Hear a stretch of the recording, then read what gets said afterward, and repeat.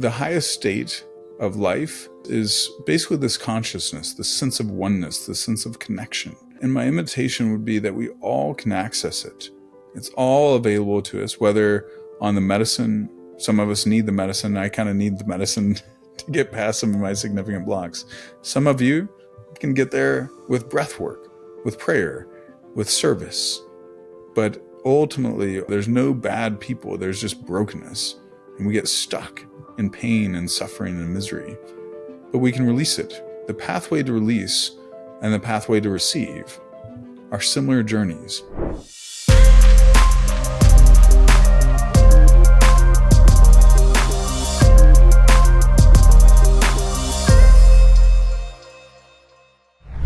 Welcome to the Dr. Espen podcast. I am Espen. Today I'm joined by Mike Zeller, who has founded and partnered over 16 ventures in over 7 countries. His businesses collectively have done over 100 million in revenue. And today we're going to talk not just about the strategic aspect of how to be successful in money and business and in life, but we're going to talk about how to rewire our brain, how to rewire our nervous system, rewire our energy for success. It's not an outside job, it's an inside job. It's going to be a very, very powerful conversation, and also necessary conversation if you have the intention to have more impact in the world to maybe grow or scale businesses, or maybe even rewire your brain for success. Interesting thing about Mike is that he survived losing over $1 million in 18 months. His wife was going through 2.5 years of battling with mental health issues. And now coming out of that, he's guiding and helping leaders from around the world, entrepreneurs and investors, etc., through his powerful Rewired program. So we're going to talk about today and how we can tap into the flow state, how we can achieve peak performance in life and in business, and anything from the tools needed to be able to do that. Mike now has mentored hundreds of entrepreneurs in 6 continents, and it's an exciting conversation to have. His book, The Genius Within, we'll talk a little bit about today as well, in regards to how we can truly find our genius within. So I want to say special welcome to the Dr. Espen podcast. How are you, Mike? Dr. Espen, honored to be here again. Always great to connect with you, man. I love your energy, and you have such brilliance in how you show up. I was just listening to the Bruce Lipton episode earlier, which is so good. So excited to be here. Yeah, that was cool, man. I interviewed Bruce a little while ago and I asked him, what do people need to do to rewire our programs? We talked about that before, to change our programs. And he said, just go to Dr. Espen's programs. That's where that happens. I was just like, well, did Bruce just say that? I was like, thanks, Bruce. I might use that, so what a legend. But I want to talk about you, man, because I know you've done some pretty extraordinary things. And I want to start right off the bat with the first question. To get to your level of business acumen and success and financial achievements, I want to ask, how do you rewire your nervous system for success? Amazing question. And I used to think it was so much about mindset, and it was about your state, and it was about your habits, which it is partially about that. That plays a huge part. But one of the biggest things that I ran into is in my wife's depression battle. So my wife is a 3-time suicide survivor. And in October 2020, when she got pregnant, I was shocked to realize, like, my peak performance stuff, my NLP, my stuff that I'd trained for years and worked for the majority of my clients was not working.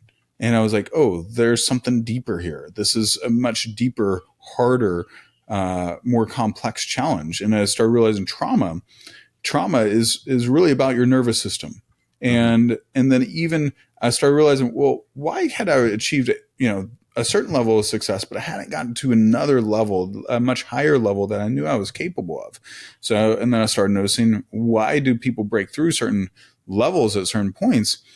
And it's ultimately their nervous system feels safe with that next level. And the bedrock beyond, what your mindset rests upon is actually your nervous system. And so we actually have to go in, and I call my process now neuro rewiring, because I have to go in and help people rewire your whole nervous system. And especially when a lot of my clients now have CEOs, top YouTubers in the world, etc., that are absolutely stuck. It can be emotionally stuck, and they can be financially stuck. They just can't bust through the next level. Well, usually in a handful of sessions, I can get them to a significant breakthrough. Sometimes the biggest breakthrough in the last decade for them. But it all comes down to your nervous system. I love the distinction and the differentiation between mindset and nervous system, because we know so much of it is in the unconscious or the subconscious parts of the mind. Just to quickly tell you my story, and then I'd love your feedback or your opinion on this. I was born and raised in a family where it was always scarcity when it came to money. Both my grandparents were living in fear around money. Both my parents were saying something like money, you got to be careful, et cetera, et cetera. So I grew up with this. I was not aware of it. I had this money program. As I say in my programs, I didn't have a money problem. I had a money program. So I started my first business in 2010. I was deeply passionate, highly skilled, worked really hard, and was really good at it. And then ended up being $147,000 in debt. And I remember looking at myself in the mirror after I had gone through, months of, let's call it despair and guilt and shame, and, I'm not good enough, and how could I fail, and all these, painful experiences. And I look at myself in the mirror and I thought to myself, hang on, what do I really believe about money? How do I really feel about money? And that's when it dawned on me that what was in my body, what was in my nervous system, as you mentioned, was that money equals unsafety. Because I borrowed that program from my mum and from my father. And so I went, holy shit, okay, I've got to change this, because even if I have money, I still feel unsafe. And that's something that many listeners and viewers could resonate with. So I changed it. I did exactly what you're doing in a very different way, I would imagine. But I rewired my nervous system from scarcity and contraction to abundance. So I want to ask, how do you do that with your clients? When someone realizes, okay, it is about trauma. I know that the majority of my challenges are in the unconscious or subconscious mind. That is trauma. And unless I get to it, unless I find it, I can't change it. So what's the process that you use for them to be able to get access to this information and actually do the rewiring process?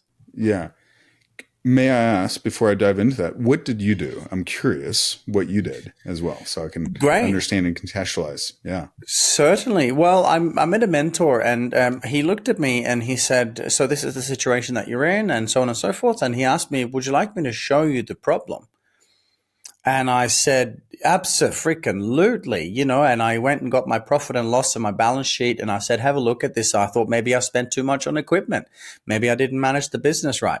And he took that and he just put it on the table, and he grabbed my hand and he placed me right in front of the mirror. And he goes, there's your problem. And firstly, my ego was really offended, because I was like, how dare you say that, you dickhead? Because I just lost everything. But secondly, I had to swallow a big hard pill and say, I am the common denominator in my life. I am the creator of my financial abundance and my financial stress. I'm not going to point fingers at anyone.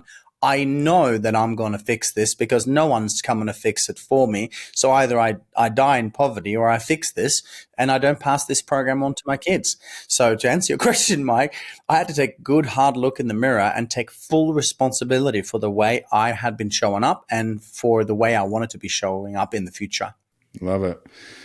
Yeah, and that's an empowering decision. And it feels like, let me ask you this, one of the things that I sense that he had you do is he had you take obviously deep responsibility, which means you're taking authority and domain over the decisions and over the agreements that you have unconsciously and consciously made in your nervous system.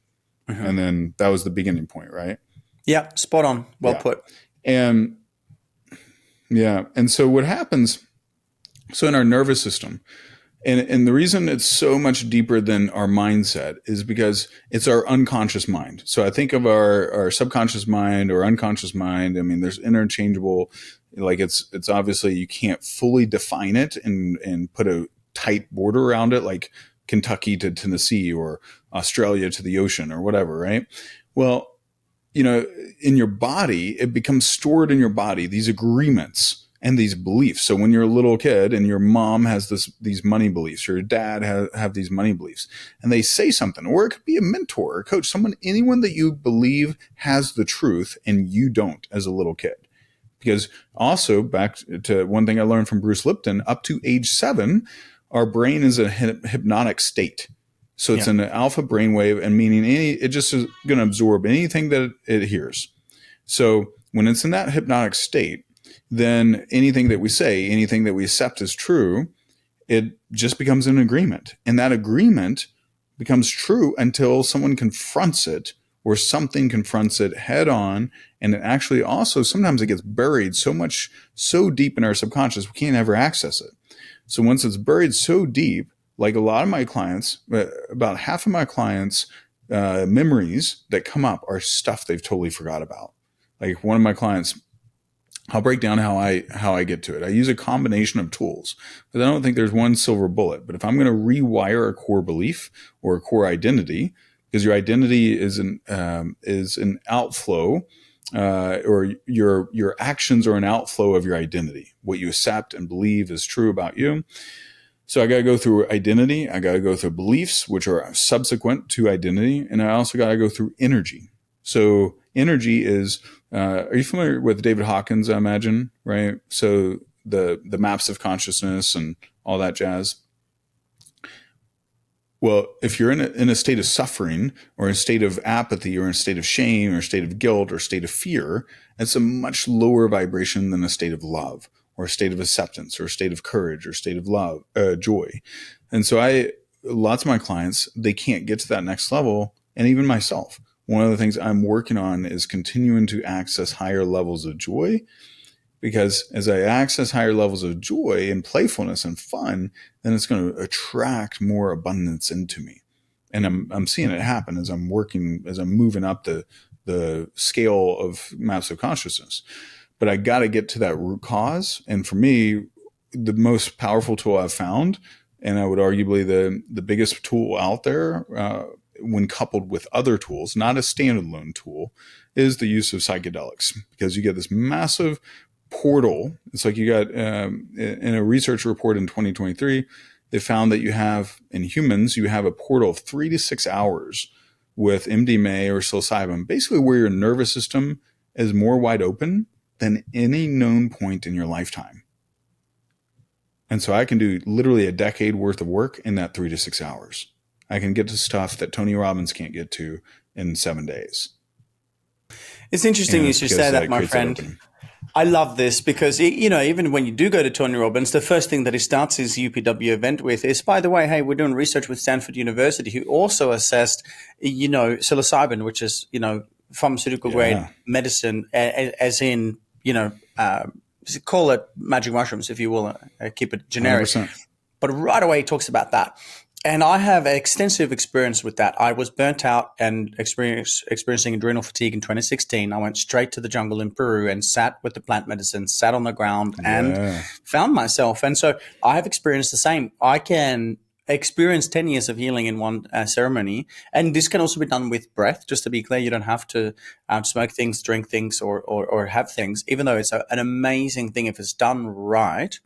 But I found a lot of answers there. So it's interesting you should say that when we're talking about rewiring the nervous system, how psychedelics and/or these sacred sacraments or plant medicines potentially could be a part of this.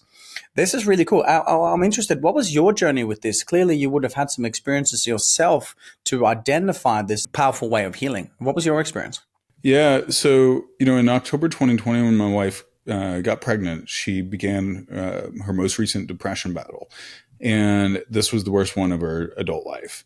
She attempted suicide 3 times before the age of 21. But when she got pregnant, it created an avalanche of mental health battles, hormonal issues, all the things. We tried a lot of stuff. We went through all the supplementation, all the prayer, all the journaling, all the breath work, all the meditation.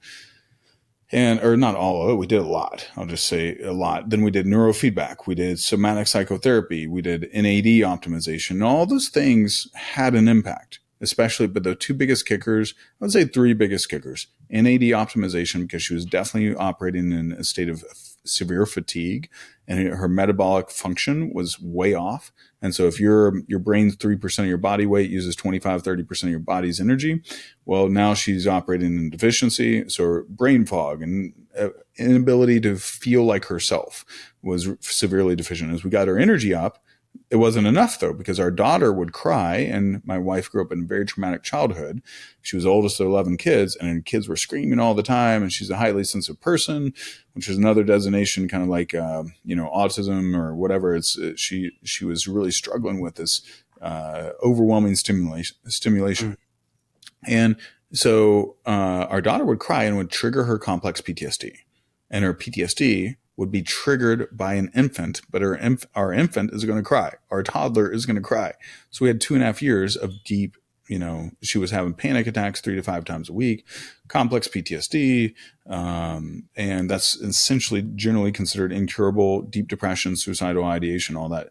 She would say on a weekly, often daily basis, I do not want to be a mom.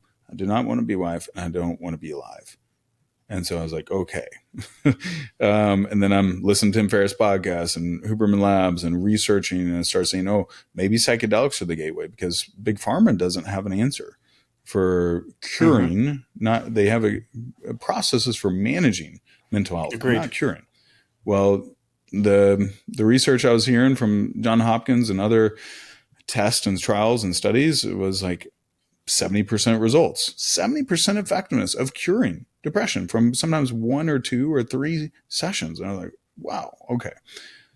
So then I finally did a journey, and it was a magic mushroom or psilocybin journey, 2.5 grams with 4 other buddies. And it was out in nature. And it was one of the most profound experiences of my life. I remember sitting there. I had never done drugs. I'd never been in drugs. I barely drink alcohol. I'm pretty healthy, all that stuff. But I remember sitting there and being flooded with gratitude. And in a way, yeah, I saw the fractals and images and all that stuff, but I was flooded with gratitude in my nervous system. I was able to access gratitude that, 1,000 days of the gratitude journal never gave me access to. And I was like, oh, something's changed here. And I came back and got my wife to do it with a couple other family members. And we had an absolutely beautiful evening. And I was like stunned with how much we laughed. And my wife was in a deep depression spiral. And we laughed and laughed and laughed for like 3 or 4 hours. And it was like her body needed to feel joy and needed to feel laughter and happiness. And same for my brother and sister-in-law. And then two more sessions. The first time we did MDMA, I was flooded with love and empathy for my wife. All my resentment and frustration faded away. All my wife's judgment and resentment towards herself faded away in those moments. And then we could see each other without all the negative energy. And it was like we were able to reconnect. And I was like, okay. And then as I dug deeper, then I started realizing that portal, the research was showing me, hey, I think my intuition said it's that window while she's on the medicine. I kept trying to get my ceremonial guides to guide her and do trauma work while she was on the medicine, but they didn't know how to do that. And they didn't want to do it.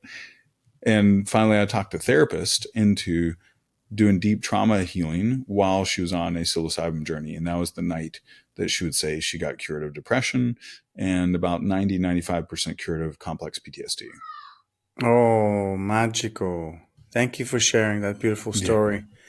I want to also acknowledge what you're saying and speak to the respect and the reverence that we must have for these sacred sacraments. This is not a conversation that Mike and I are having of go out and find some mushrooms and eat them. This is an opportunity for you to understand that this is a sacred healing ceremony, should be treated as such.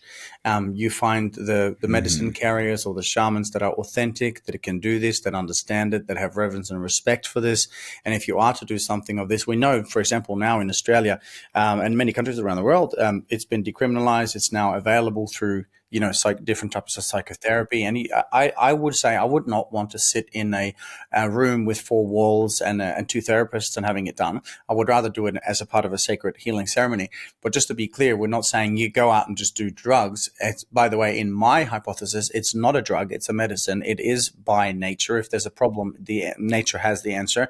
But it's important to understand we're not just advocating go out and do something. This is something that's coming up in conversation. I remember when I started my journey with plant medicine, I've sat in over 100 ceremonies now.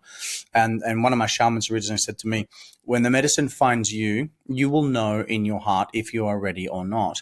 It may be now, it may be later. You can research it, you can meditate on it, you can do your studies, as Mike is saying. And then when you realize, and if you realize that, yeah, this is something I'm interested in, then you can seek out and find the appropriate professionals and shamans that are respectful of these sacred ways, that will hold you in a safe space, because that's equally as important as as having the experience in itself. Man, I love how you can share about this and just really go to the point where, hang on, we tried almost everything for all of these years with so much pain.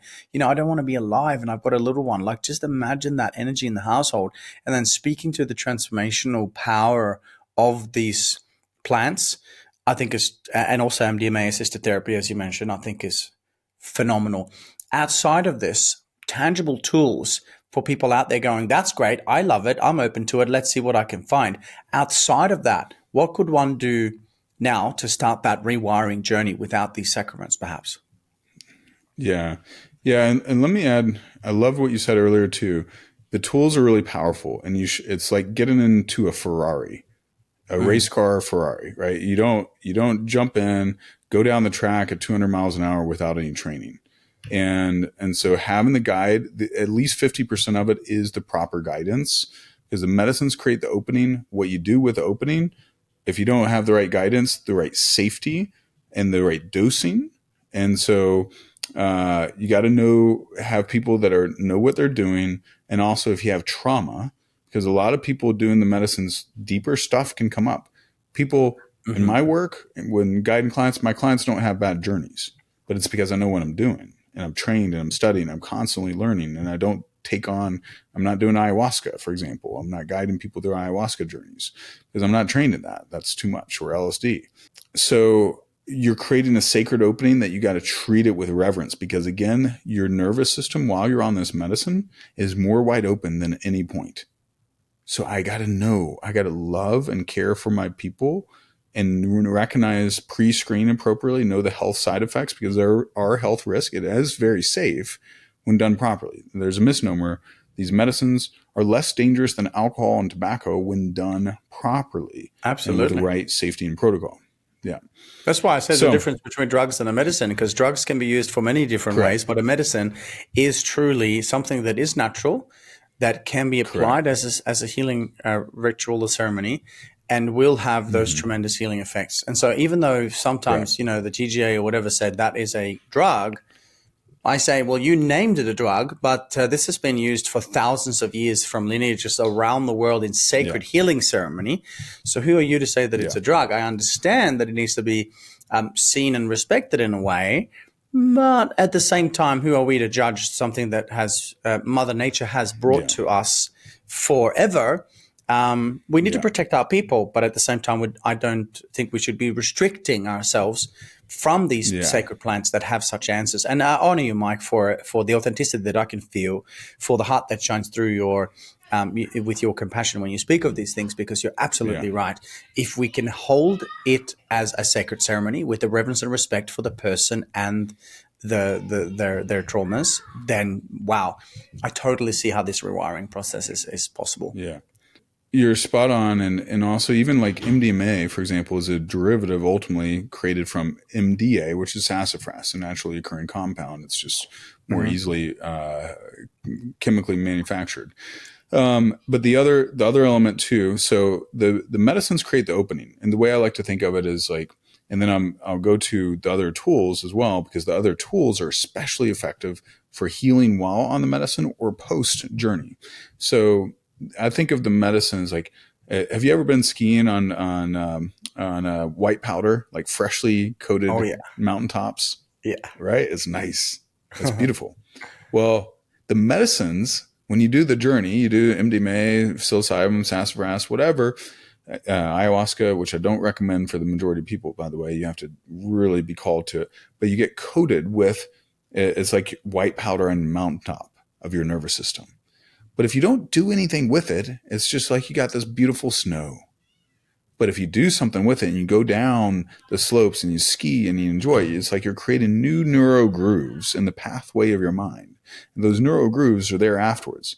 The metaphor I often use with my clients is it's like you're going down the highway and there's exit ramps, and one of them represents Disney World. And it's just amazing. And there's happiness and love and joy over there. And you've never been able to get there. You've been driving by that every single day and seeing your friends go over there and your family members go over there, but you've been stuck. Or that other exit ramp represents the Taj Mahal, and it's a beautiful palace of abundance and joy and freedom. You can't get there. Well, now while you're on the medicine, it creates this neuro pathway where you can go down the highway and take that exit ramp.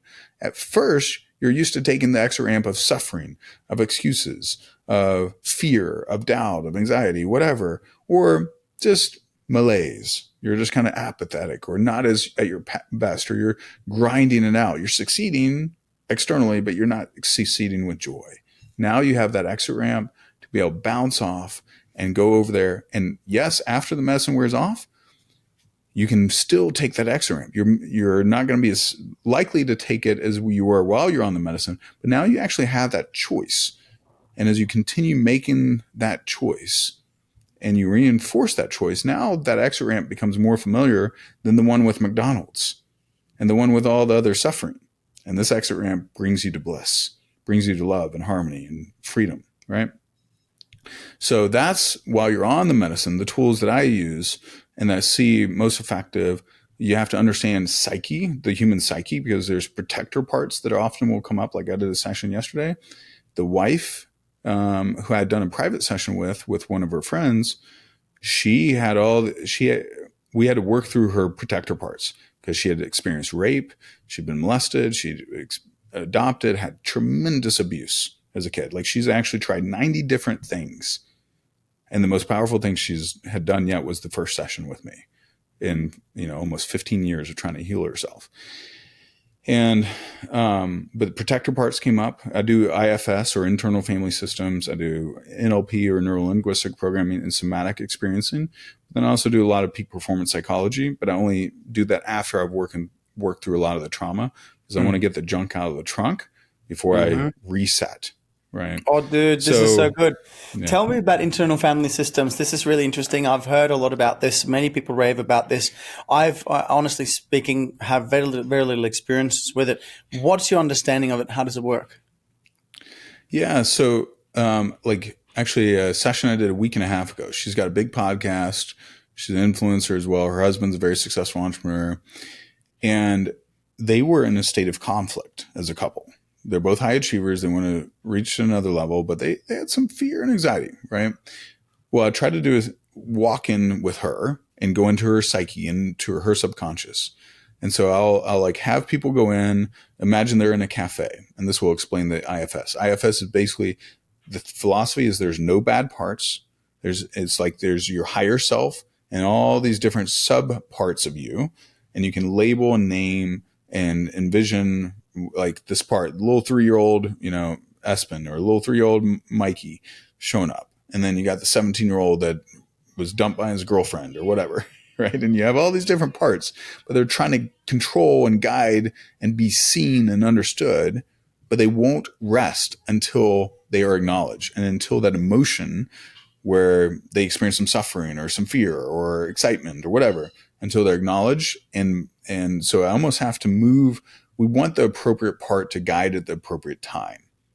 That's the core goal. And we want to create integration, not disintegration, where all these parts are vying for attention at a time. Does that help explain IFS? Or I love it. I'm going to look more into it. Okay. So basically what you're saying, what you do is kind of understanding the traumatology and the issues in the tissues, the programs of the subconscious mind, as you did with your wife.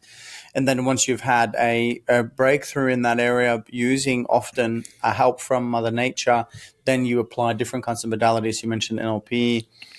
You mentioned somatic experiences, which I'll ask you about in a moment, and internal family systems as some of those tools. So listeners and viewers, this is a great opportunity to go back, pause this, write notes, research these methodologies and modalities and see which ones resonate with you the most. And of course, as always, if this is useful, share this with as many people as you can, because you just don't know sometimes how sharing this podcast interview can help someone that might be dealing with depression or something of that nature. This is very important to, as I say, share the love.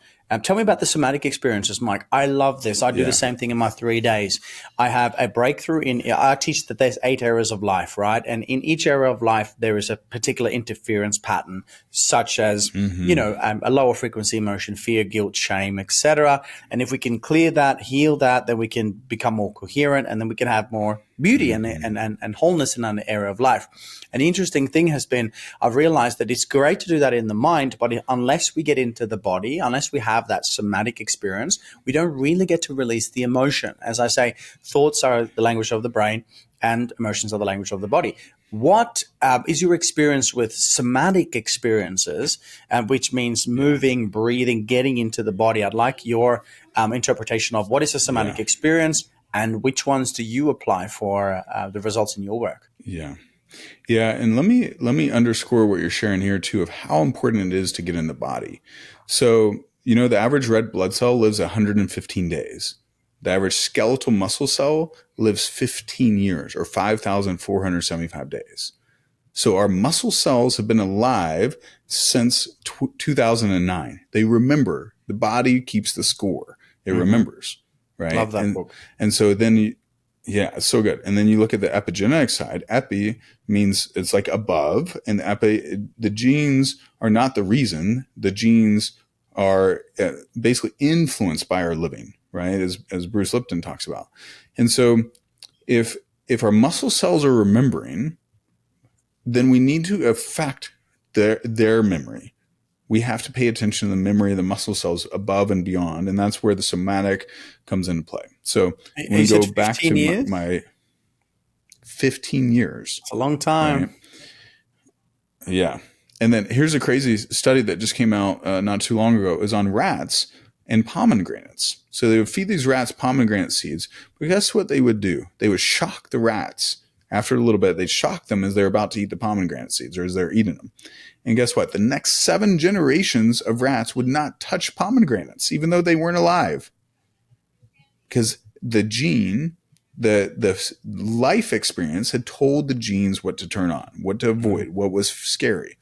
And Duke University, for example, is doing studies on generational trauma, and they found that the next 2 generations of Holocaust survivors, Duke University is one major university in the U.S., next 2 generations of Holocaust survivors are showing on their epigenetic data, meaning on their biometric data, that they suffered a severe trauma, even though they weren't even alive during the trauma, during the Holocaust. Yep. So now, if I'll go back to Candace and Eric.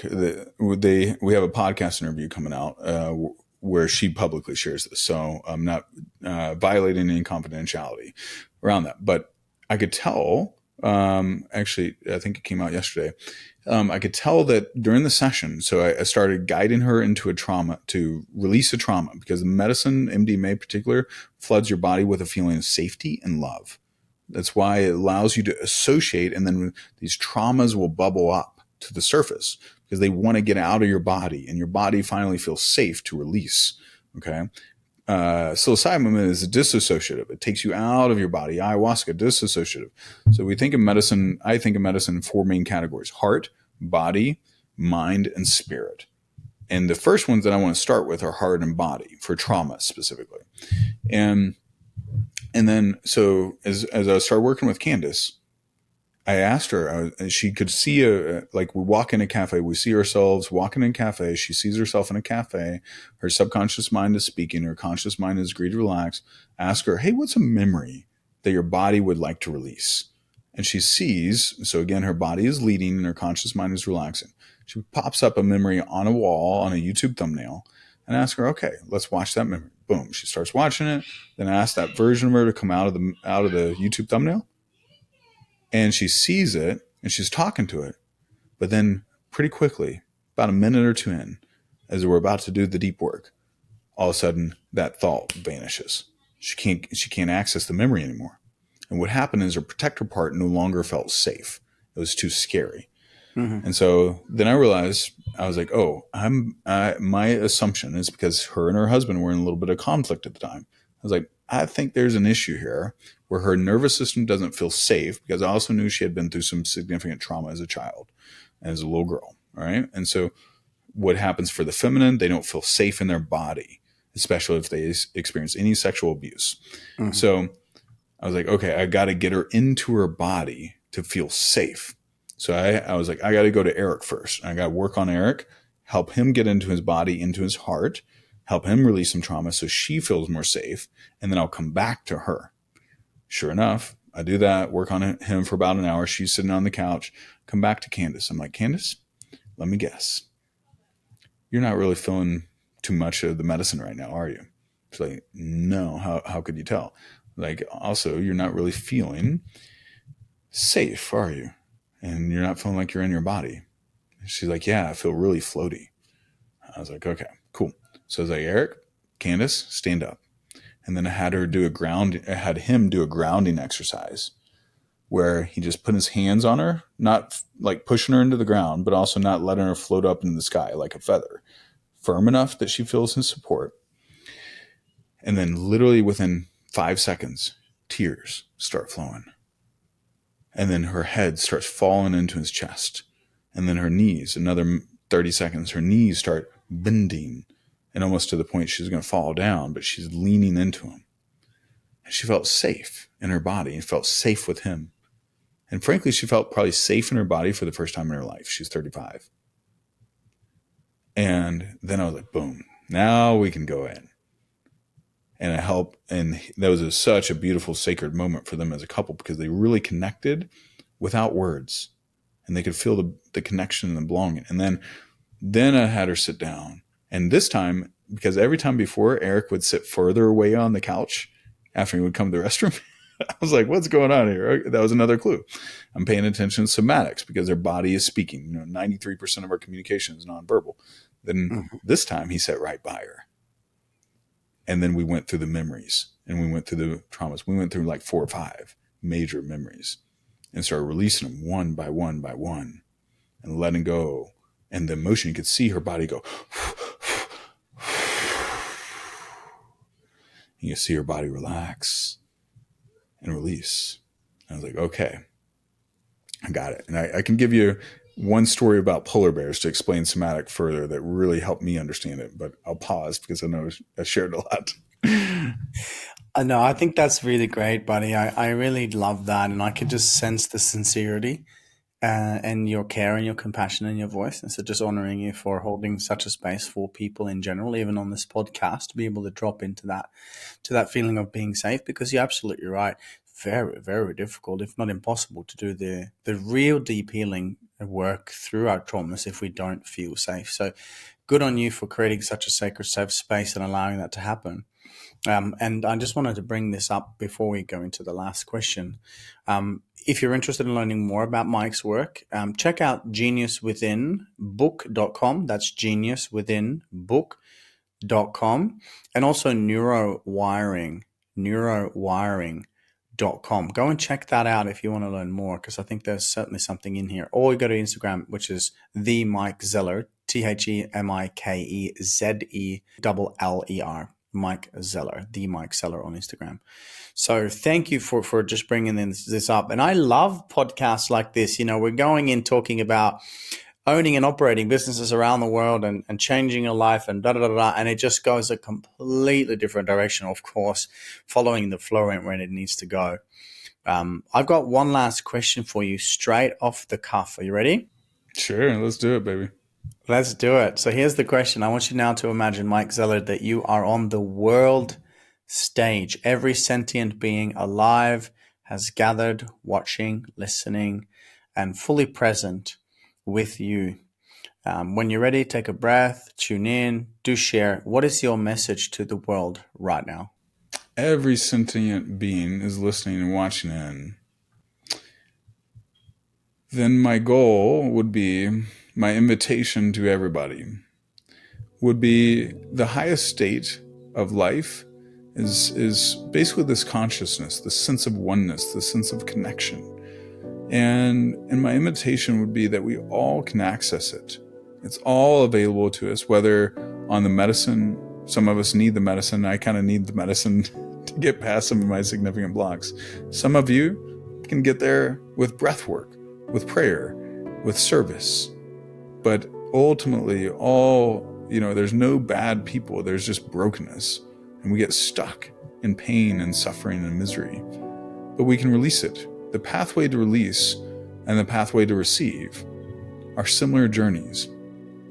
But we have to start with the release. Release of the old dog-eat-dog world and receive the world of abundance, because we were born into abundance, not born into scarcity. We were born into a world that tricked us that there is scarcity. There's plenty enough for us all. And I invite us all to step into love, forgiveness, and joy, because that is where we're going to feel life to the full, which is the invitation of Jesus, the invitation of great spiritual leaders, and it's accessible for all. I love how we can talk business and life mastery and end it on such a sacred spiritual note. I personally want to thank you, Mike, for your time today.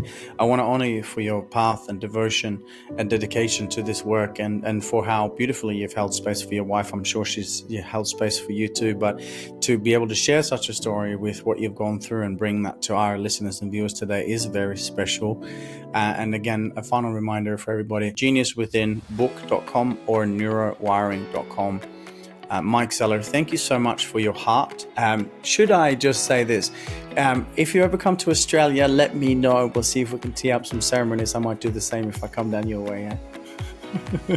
Dude, I would love that. That would be epic. And you got my curiosity ring, and I'm going to have to interview you for my podcast and YouTube channel. I'm focused more on the YouTube side, but I'd love to have you on and learn more about your process, your journey, and also your spiritual expansion, man. I love your energy and love your heart, and thanks for having me on again, and appreciate you.